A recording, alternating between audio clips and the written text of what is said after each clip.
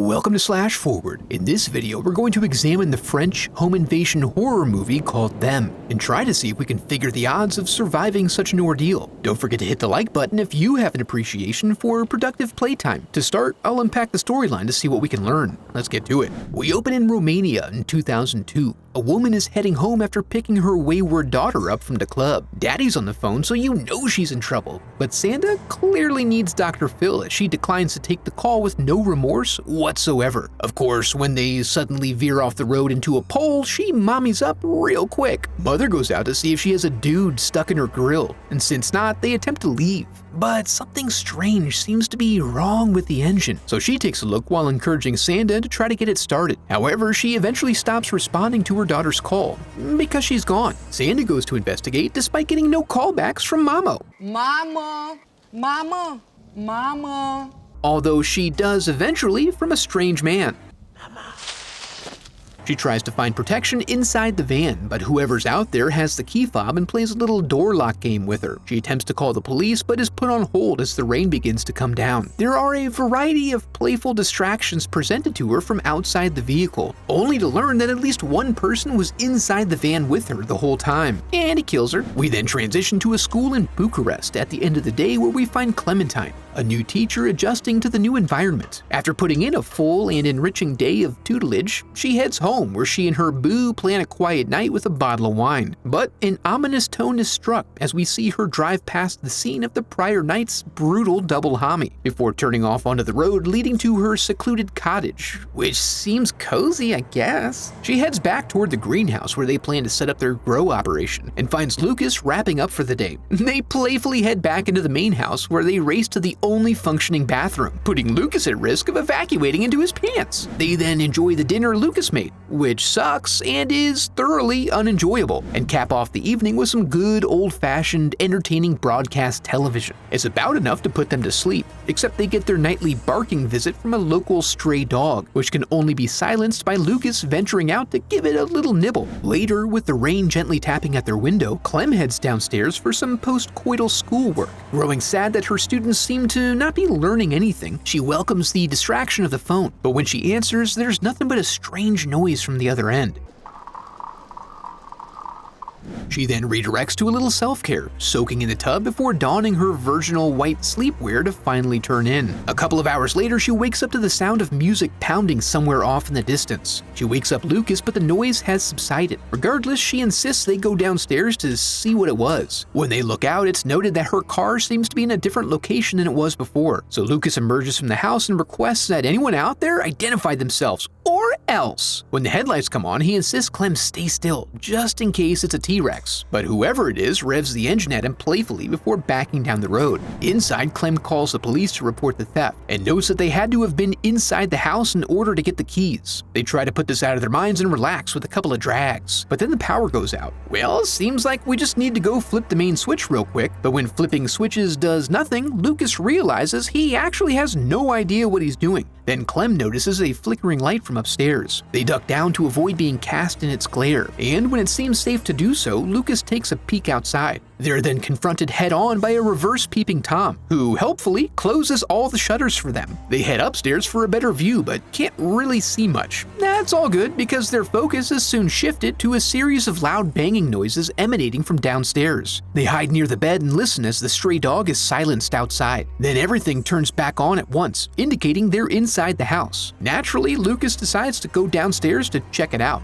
After closing Clem into the room, he heads down, but his detection abilities are somewhat limited by the blaring television. He turns it off so he can hear better, and also to give away his position. He then ventures out, sometimes cautiously, sometimes loudly, with hook in hand, but the intruders remain one step ahead of him at all times. He makes the mistake of lingering in an open void, vulnerable from all directions, and is hit by a swinging door that inserts some glass into his body. As he stumbles back up to the room, Clem has a battle with the doorknob, which she loses, and then nearly gets her eye put out. Lucas makes it back and they manage to eventually get the door open. Then, as the intruders bang around in the hall, he insists that Clem pulls the foreign body from his leg. When the intruders try to get into the bedroom, they head further in toward the bathroom for safety. Here, Clem clambers into the attic to try to find an exit, but it's mostly just old, dusty Christmas decorations. Lucas calls out to her, but the familiar ratcheting noise going off nearby causes her to pause and quietly duck back among the detritus. This is followed by footfalls and eventually feet. She holds position until he begins to aggressively rearrange her stuff, causing her to take off like a jackrabbit into the plastic sheeting portion of the upper house. While functional for a remodel, I bet they didn't realize the aesthetic would also be so atmospheric for an eventual home invasion. She steers clear of any noises she hears and narrowly avoids getting her face pushed in with a 2x4. Then we get our first full view of an intruder who's hung up on making his creepy noises, not expecting Clem to act immediately,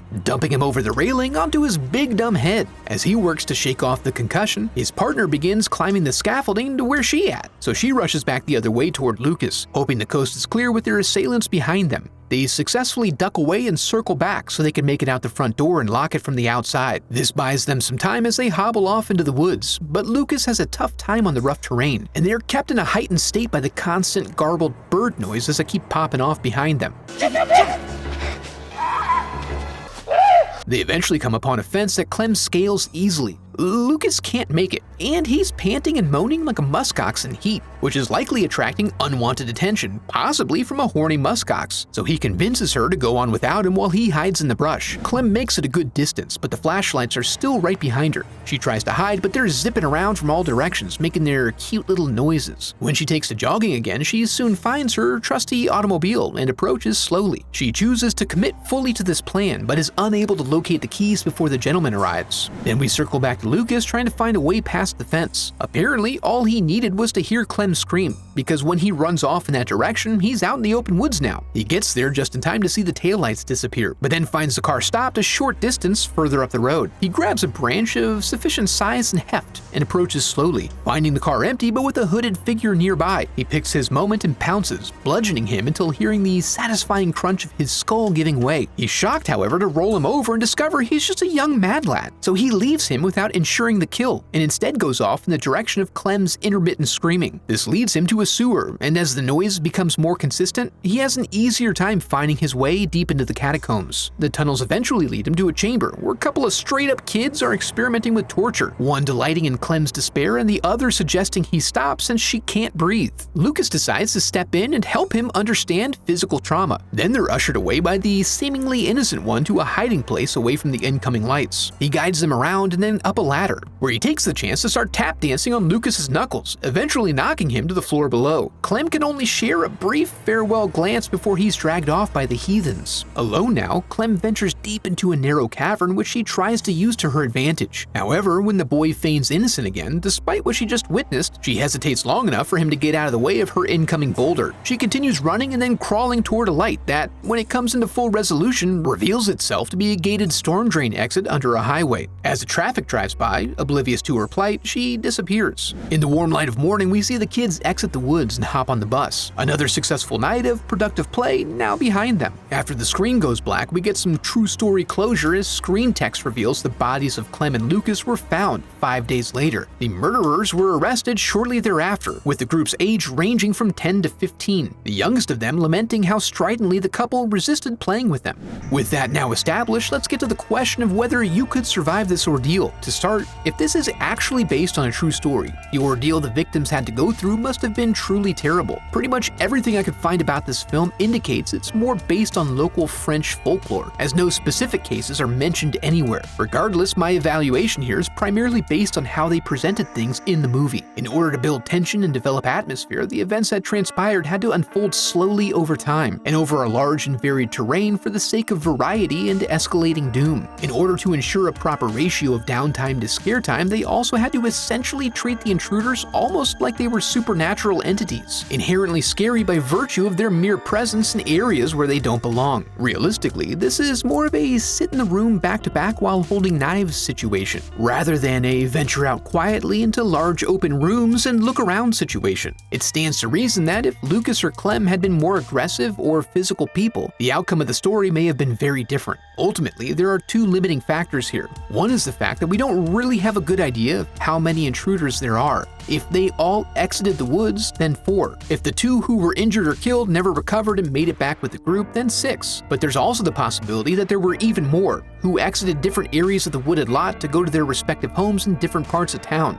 We really can't be sure. The second factor is that they seem to have bad intentions, but they escalate their violence slowly, scaring their victims and then experimenting with pain and torture along the way. While we know from hindsight that they killed their victims, it may not be immediately obvious when you're in that situation. Most of the early injuries or close calls could even come across as accidental. If you don't understand the stakes to be fatal, you may hesitate to take commensurate action, especially if you recognize your assailant as a child. So what does this mean about survival? Well, I'd say I'd probably have to put this at a coin flip, 50-50. The reality is that while most of us are action heroes in our minds, we would likely find violence in real life abhorrent. The chance that most average people would hesitate, resulting in negative outcomes as depicted in the film, is pretty good. If, however, you do count yourself among the rank of those who would refuse to go down without doing everything you could to survive, then it really just becomes a matter of deciding how many kids you think you could beat up at one time. After all, if we're looking at how to beat them, this is a simple home invasion scenario perpetrated by children. They have no special skills, equipment, or powers. Defeating them would take the same technique as defeating any other person, only easier because they're weak. So, if you're able to look past their deceptions and the natural instinct to protect and nurture younglings, you could probably do pretty well if you're an adult of moderate size. Before we go, I'd like to give a huge thanks to my donors memorialized in the Hall of Headshots.